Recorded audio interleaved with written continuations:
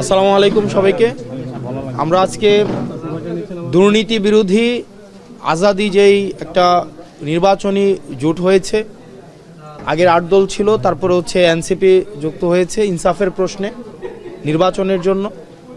তো আজকে আমরা কুমিল্লা 4 দেবিদ্বার থেকে জাতীয় নাগরিক পার্টির পক্ষে আমি হাসনাত আবদুল্লাহ মনোনয়ন জমা দিয়েছি। আজকে এখানে উপস্থিত আছেন জাতীয় নাগরিক পার্টির নেতাকর্মী সহ বাংলাদেশ জামাতে ইসলামের দেবিদ্বার উপজেলা আমির অধ্যাপক শহীদ স্যার।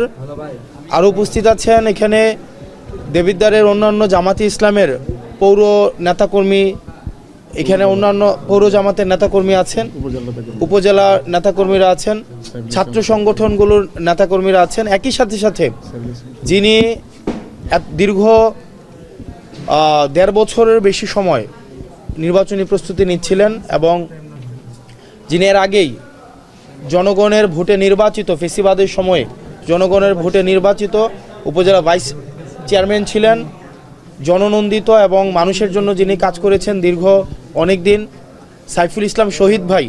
উনি এই জোটের জন্য ইনসাফের প্রশ্নে উনি ওনার মনোনয়ন প্রত্যাহার করে নিয়ে উনি যে উদারতার পরিচয় দিয়েছেন সেটি আমরা আমাদের পরবর্তীতে কার্যক্রম, আমাদের ইনসাফের প্রতি আমাদের কমিটমেন্ট, দেশের প্রতি আমাদের কমিটমেন্টের মধ্য দিয়ে ওনার প্রত্যাহারের প্রতি আমরা আমাদের মর্যাদা অবশ্যই রাখবো ইনশাআল্লাহ। উনি যে উদারতার পরিচয় দিয়েছেন, আমরা বিভিন্ন সময় দেখেছি বিভিন্ন জায়গায় মনোনয়ন প্রত্যাহার করার ক্ষেত্রে বিভিন্ন ধরনের জটিলতা তৈরি হয়। সেক্ষেত্রে দেখা যায় নিজের যেই পরিশ্রম ত্যাগকেই বড় করে দেখা হয়, কিন্তু আমরা দেখেছি যে উনি দীর্ঘ 1.5 বছরের বেশি সময় ধরে উনি দেবিদ্বারের পথে প্রান্তর এক প্রান্ত থেকে আরেক প্রান্ত ছুটে বেরিয়েছে। আমরা জানি যে একটা নির্বাচনের জন্য এই পরিশ্রম কিন্তু অনেক বেশি, কিন্তু উনি 2বারের জন্য ভাবে নাই। এটা আমাদের জন্য আসলে এই আন্তরিকতার প্রতি আমি সবসময় কৃতজ্ঞ থাকব।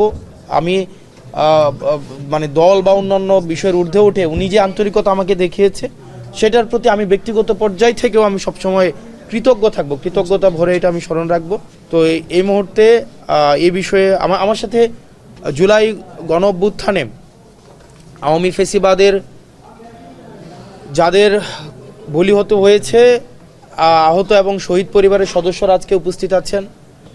তারাও ওই মনোনয়ন দাখিলের ক্ষেত্রে তারাও আমাদের সাথে ছিলেন। আসলে তাদের যেই অপূরণীয় যেই আকাঙ্ক্ষা এবং তাদের যে ক্ষতি এবং জাতীয় যেই প্রত্যাশা এবং আকাঙ্ক্ষা পূরণ হয়েছে, আমরা আমাদের এই জোট সেটি পূরণে আমরা সবসময় কাজ করে যাব।